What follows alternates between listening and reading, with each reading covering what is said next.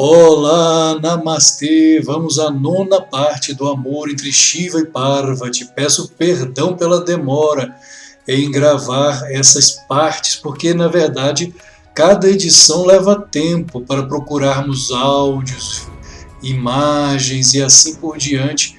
E às vezes nessa correria não temos muito tempo para as gravações, mas vamos seguindo conforme as nossas possibilidades. Venham comigo para a nona parte do amor entre Shiva e Parvati. Curta, compartilhe, comente, participe. A sua participação é fundamental. Namastê!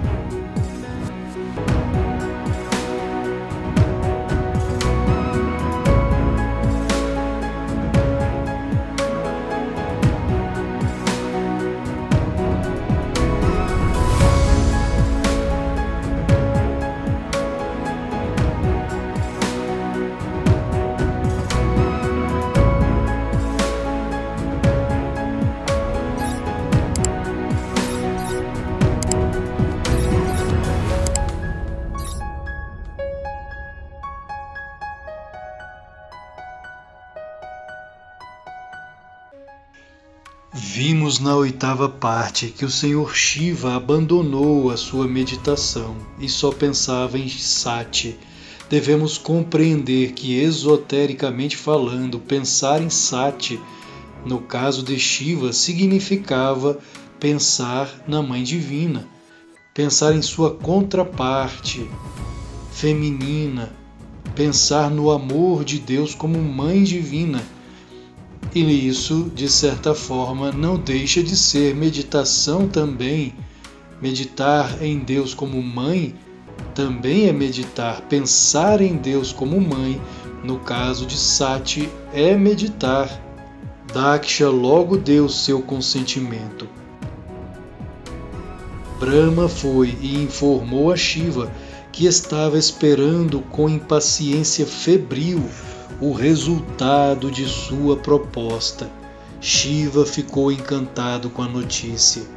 Quando uma devota entrega todo o seu coração a ele, o Senhor, por sua vez, se torna igualmente impaciente para dar seu amor a ela. Sem mais debate, Shiva reuniu seus auxiliares de aparência assustadora e disse a Brahma e aos sábios que o acompanhassem. Mais uma vez lembrando que o Senhor é Deus e Deus está sempre impaciente para nos oferecer o seu amor a nós que somos as almas, nós que somos os discípulos, no caso representados aqui por Sati. Em um domingo na metade luminosa do mês de Chaitra, Shiva, acompanhado por Brahma, Vishnu e todos os sábios, bem como por seus próprios ganas, foi ao reino de Daksha. O noivo estava vestido com couros de elefante e tigre. Ele tinha os cachos emaranhados com a lua crescente espreitando em meio a eles, e serpentes adornando o seu pescoço. As serpentes representam o domínio do Senhor Shiva sobre o ego. Ele domina o Jiva, o ego, ele é senhor do ego. Daksha e sua esposa deram as boas-vindas ao grupo com grande alegria e pediram a Brahma que conduzisse os ritos de casamento. Brahma concordou com o pedido e deu Sati a Shiva. Essa foi a união de Shiva e Shakti, o casal ideal. Relembrando que Shakti significa poder. A Shakti de Shiva é Parvati, mas nesta encarnação ela ainda é Sati. Shiva segurou a mão trêmula dela com firmeza nas suas e a levou 3 vezes em volta do fogo sagrado, como era o costume. O resto das cerimônias foi concluído e Shiva deixou o local, montado no touro Nandi, com Sati em seu colo na frente dele. Todos os deuses acompanharam o grupo da noiva até certa distância. Depois, Shiva e Sati, escoltados por seus ganas, foram até a cordilheira do Himalaia, onde era a sua morada. Sati foi o par perfeito para Shiva, afinal de contas não poderia ser diferente, são o mesmo ser, ele e ela, feitos um para o outro. Ela não tinha interesse em nada, além de segui-lo e agradá-lo, mas isso não significava que não tinha opinião própria. Pelo contrário, apesar de ser Sati, ela também era Durga e Kali, e quando tomava uma decisão, nada a impedia, como veremos. Porém, por enquanto, ela não se importava com a perda do luxo da vida no palácio, onde era aguardada.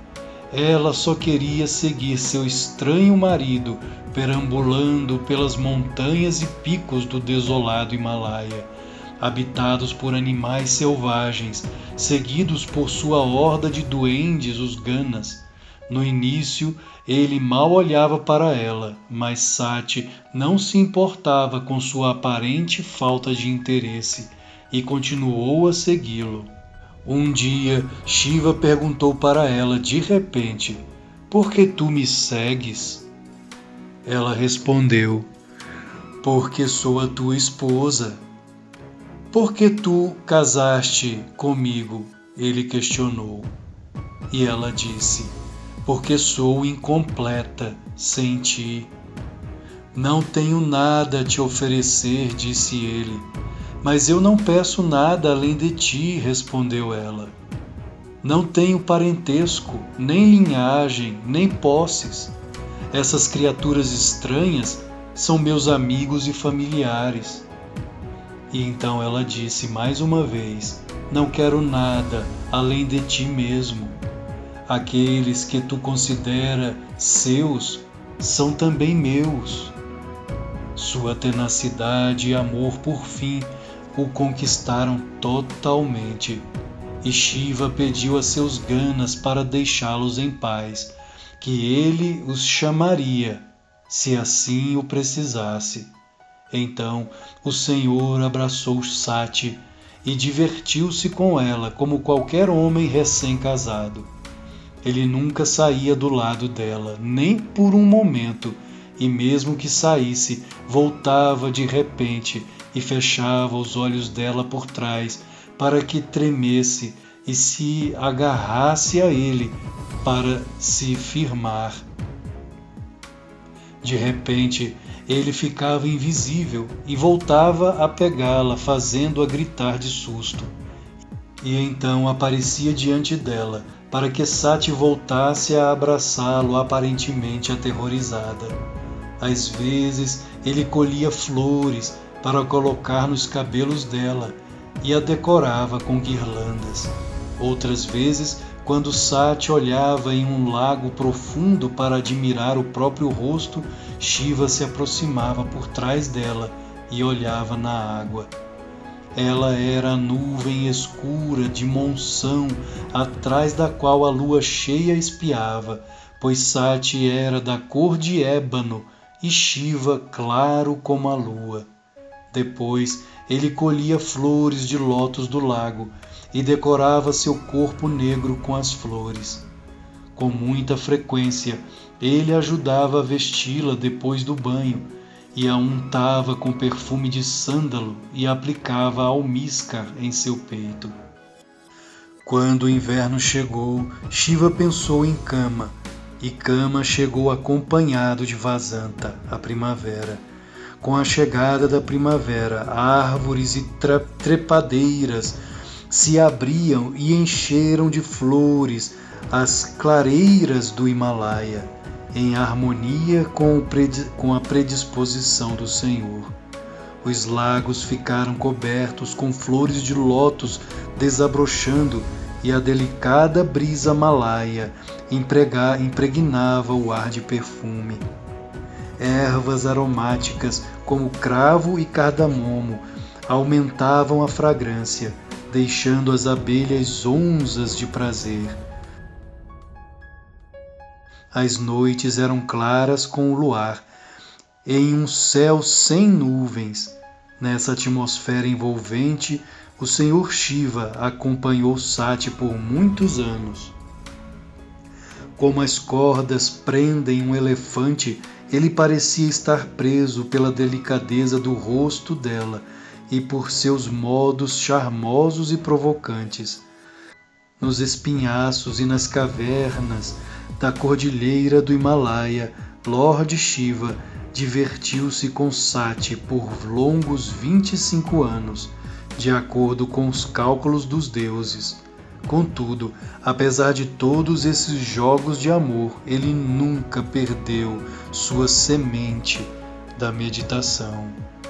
Certa vez, com a chegada da época da monção, Sati reclamou com Shiva: "Ó querido marido, esta é a temporada mais desagradável para andarilhos como nós, sem uma morada fixa. Estes trovões e raios assustadores me causam medo. Nem o sol nem a lua estão visíveis. As enormes árvores de Vataru estão caindo com sons altos. O dia parece noite. Veja meu corpo lacerado por pedras de granizo que me atingiram sem dó.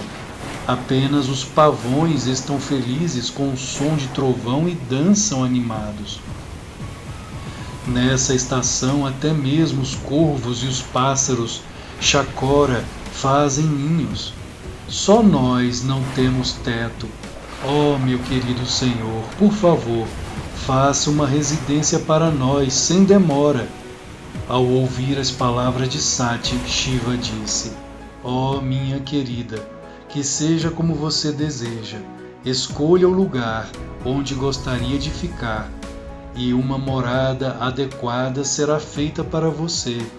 Deseja morar no Monte Meru, onde os deuses residem? Talvez prefira Kasi. Diga onde e será seu, sem mais demora. Tua beleza competirá com a beleza das donzelas celestiais e fará com que elas corem envergonhadas. Ou você deseja morar no reino de Himavan, o rei do Himalaia, com as mulheres das montanhas e as filhas dos Nagas, para servi-la?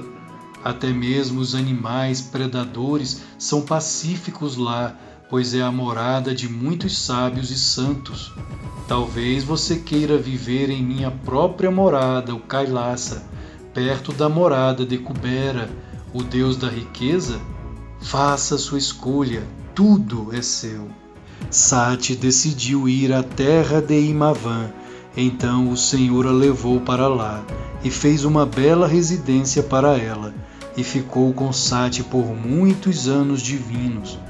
Ele nunca ficava farto de sua companhia, e ela sempre estava encantada com ele, a própria Mãe Divina. Noite e dia, eles olhavam encantados nos olhos um do outro, alheios ao mundo, envoltos em seu próprio amor.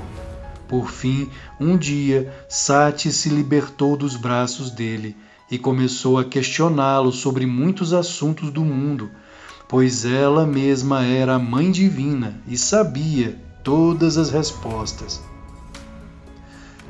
Sati perguntou: "Ó grande Yogin, Quero conhecer aquele princípio com o qual todas as criaturas podem encontrar libertação de seu sofrimento.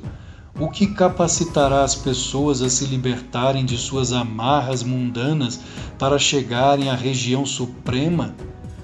Ó deusa Sati, ouça com atenção, pois eu lhe darei o conhecimento que pode libertar todas as almas em servidão. Ó deusa, saiba que o conhecimento supremo consiste em viver a grande verdade. Eu sou Brahman, Aham Brahmasmi. Em um intelecto perfeito, nada mais é lembrado. Esse tipo de consciência é muito rara no mundo. Contudo, ó amada, lembre-se de que eu mesmo sou o Brahman Supremo, assim como Vishnu. A devoção a ele ou a mim é o método mais fácil de alcançar a salvação. Vejamos que interessante isso que Shiva disse a Parvati. Eu sou o Brahman Supremo, eu e Vishnu somos o Brahman Supremo. A adoração a mim ou a Vishnu leva o devoto à realização divina, a Kaivalya, a salvação, a libertação. Isso é bastante interessante. A adoração a Shiva, como o Shivaísta ou o Vaishnava, que adora Vishnu, que adora Krishna, ambos chegam à realização divina. O mesmo ocorre com os Shaktistas, quando adoram a Shakti, a Mãe Divina, também chegam à realização divina. Todos eles são manifestações do Brahman Supremo, da consciência suprema. Então aquele que adora Shiva chega à realização. Aquele que adora Vishnu chega à realização. Aquele que adora a Mãe Divina chega à realização divina.